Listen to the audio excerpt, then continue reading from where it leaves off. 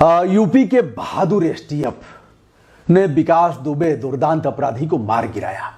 प्रशंसा होनी चाहिए।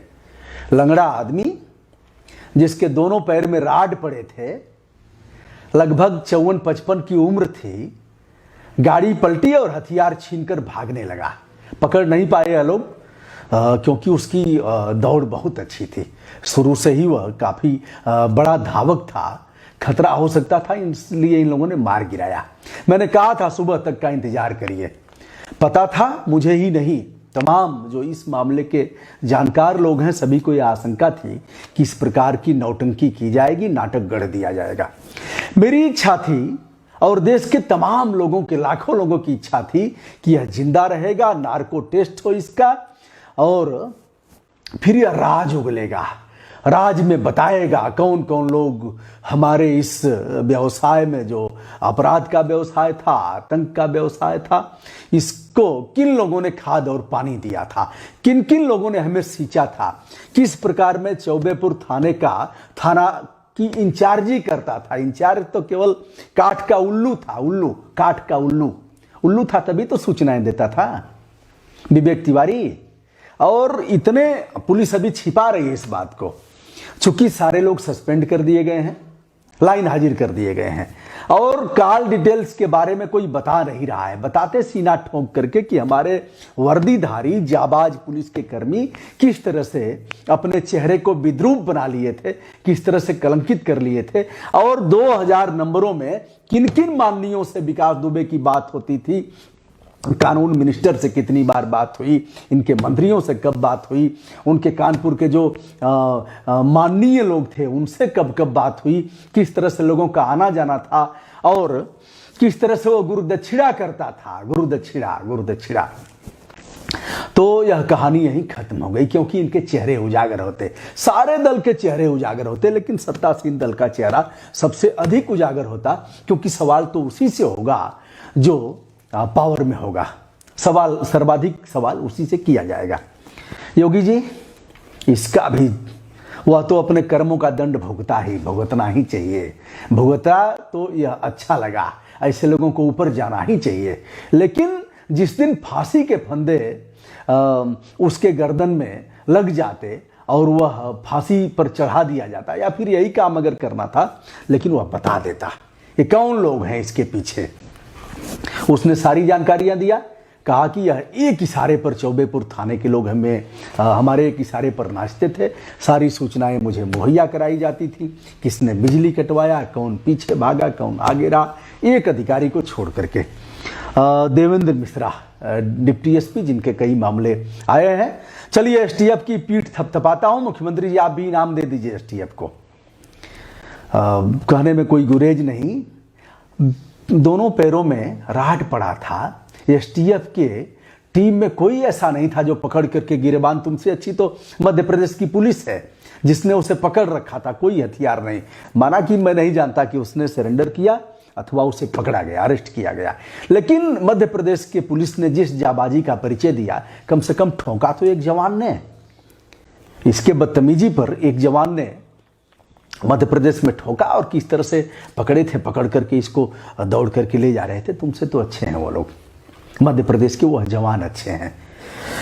तो दोस्तों, आतंक का पर्याय विकास दुबे की कहानी अब यहीं खत्म हो जाती है क्योंकि सारी चीजें अब कहीं वह चीजें प्रकाश में नहीं आएंगी, क्योंकि जो राज उगलने वाला था उस राज को दफन कर दिया गया।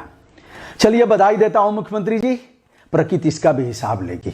जिंदा रहता तो बताता कि आपकी टीम में कौन कौन गंदे लोग हैं। यह एक सचेत नागरिक कह रहा है, लेकिन आपने गंदे लोगों को बचाने का प्रयास किया है, इसलिए ऊपर वाला आपको भी माफ नहीं करेगा। ऐसे विकास हर थाने क्षेत्र में है जी, कोई थाना क्षेत्र बाकी नहीं है। चाय पिला रहा है स्टेशन अफसर, ऐसे विकासों को बुला करके चाय पिला रहा है। अच्छे लोग सहमे हुए हैं, अच्छे लोग थाने पर जाने का साहस नहीं जुटा पा रहे हैं। मैं यह नहीं कहता कि सारे लोग ऐसे ही हैं, सारे थानाध्यक्ष स्टेशन अफसर ऐसे ही हैं, लेकिन बहुलता में आज यही स्थिति है क्योंकि थानों का रेट लग रहा है।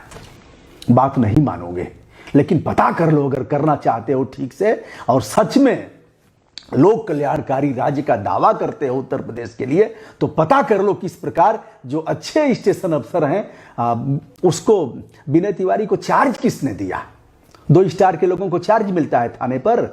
2 स्टार के लोग उप निरीक्षक रहेंगे, एसएसआई रहेंगे, वरिष्ठ उप निरीक्षक रहेंगे, चौकी इंचार्ज रहेंगे, लेकिन थाने का इंचार्ज 3 स्टार वाला होगा जिसे इंस्पेक्टर कहते हैं। आप शासनादेश का पता कर लीजिए, विभागीय आदेश का पता कर लीजिए। ऐसी परिस्थिति में भी इतने महीनों से वह किस प्रकार थाने की कमान संभाले हुए था और असली रिमोट तो विकास दुबे के हाथ में था, उस आतंकी के हाथ में। चलो आज उसकी जीवन लीला समाप्त कर दिया आपने, राज राज रह जाएगा। जिंदा रहता तो बताता। और सबके चेहरे बेनकाब होते, चाहे वह बसपा होती, चाहे सपा होती, जो लोग भी होते, जो भी अधिकारी होते। जय वाजपेयी 19 अवस्थी के वैवाहिक कार्यक्रम में जाता है, जो उसका सहयोगी है, जाता रहे, फोटो खिंचाता रहे, कानून मंत्री के साथ फोटो वायरल होता रहेगा, कोई करेगा क्या? क्योंकि आपके दल में जो गुंडा है वह, उसको गुंडा कहने की जरूरत मत करिए, वह गुंडा नहीं है, वह तो क्रांतिकारी नेता है। उसे गुंडा बनाया गया है और उसके ऊपर फर्जी अपराध पूर्व की सरकारों ने थोपा है। आप में और उनमें अंतर क्या है? जैसे वह है उससे भी खराब और उससे भी निचले स्तर के हुजूर आप और आपकी सरकार है। कहने में कोई गुरेज नहीं करेंगे क्या? करवा देंगे मुकदमा, फर्जी मुकदमा करवा देंगे, किसी कर्मचारी अधिकारी को लगवा करके करवा देंगे, हेरोइन रख करके करवा देंगे, यही नहीं करेंगे? गांजा रख करके करवा देंगे, किसी व्यक्ति को खड़ा करके, किसी महिला को खड़ा करके छेड़खानी का आरोप लगवा देंगे, यही नहीं करेंगे?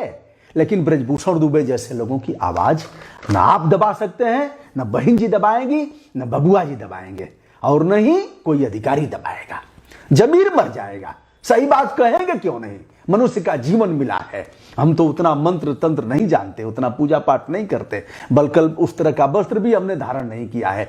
पारिवारिक जीवन है, गृहस्थ जीवन को गरिमा के साथ अभावग्रस्त माहौल में भी गृहस्थ जीवन को कैसे चलाया जा सकता है, बच्चों के साथ उसको चलाने का प्रयास करता हूं। लेकिन अच्छे लोगों को भी ऐसे ही गुंडा बना दिया जाएगा। चलिए दोस्तों, तय करते हैं, सही को सही कहेंगे। सामने वाला चाहे कितना भी बाहुबली होगा, कितना भी आसुरी प्रवृत्ति का होगा, कितना भी दानवीय संस्कारों से परिपूर्ण होगा और उसकी औकात होगी कि वह निगल जाएगा, तो भी जिंदा कौमें सच को सच कहेंगी, सच के सिवा कुछ नहीं कहेंगी। क्योंकि आने वाले समय में हमारे ही बच्चे हमसे पूछेंगे कि जब इस प्रकार कानून का उल्लंघन हो रहा था, मानवाधिकार का हनन हो रहा था, पुलिस ने अपनी जमीर बेच दिया था, फर्जी तरह से अच्छे लोगों को फंसाया जा रहा था, तमाम लोगों पर अपराध दर्ज किए जा रहे थे। डॉक्टर सूर्य प्रताप सिंह प्रमुख सचिव सेवानिवृत्त, विनोद दुआ जैसे लोगों पर अपराध दर्ज हो रहा था। उस समय अंकल जी आप क्या कर रहे थे? घर में आप सोए थे सोफे पर बैठ करके, आप बढ़िया बढ़िया पकवान खा रहे थे बरसात में, आप ठंड में ठंड का आनंद ले रहे थे, आप गर्मी के दिनों में पहाड़ों पर घूम रहे थे, आप क्या कर रहे थे? यकीन मानो उस समय हमारे पास कोई जवाब नहीं होगा। अपनी ही पीढ़ियां हमें लांछित पूर्वज के रूप में याद करेंगी और हमारे पास कोई उत्तर नहीं होगा। हम कन्नी काटेंगे, ऐसे करेंगे। चलिए, एक दुर्दांत अपराधी का आज अंत हुआ, लेकिन जो सफेद पोश अपराधी हैं इसके पीछे, उनका क्या होगा सीएम साहब? समर शेष है नहीं पाप का भागी केवल व्याध। लड़ाई अभी तो शुरू हुई है। समर शेष है नहीं पाप का भागी केवल व्याध, जो तटस्थ हैं समय लिखेगा उनका भी अपराध। इसके बाद भी जो लोग अच्छा अच्छा कहेंगे, साहब ऐसा तो था ही नहीं, कभी कोई सीएम था ही नहीं, न कभी था, न है, न कभी होगा। माना जानता हूं प्रशासनिक अधिकारियों ने बताया होगा कि सर यह गलत है, ऐसे नहीं होगा, इसमें बाद में इंक्वायरी होगी, मानवाधिकार करेगा। क्या करेगा? आप रोज मानवाधिकार को तमाम पत्र भेजे। मानवाधिकार भी जिनकी शिकायत की जाती है, नेशनल जो राष्ट्रीय मानवाधिकार वह इन्हीं को भेजता है, इन्हीं से जवाब मांगता है। तो उसके बाद कैसा जवाब आएगा? आप राज्यपाल से शिकायत करेंगे लेखपाल की, राज्यपाल लिखेगा, नीचे आते आते आते आते और वह पत्र लेखपाल के पास ही पहुंच जाएगा। तो उसका निराकरण कितना होगा आपको पता है।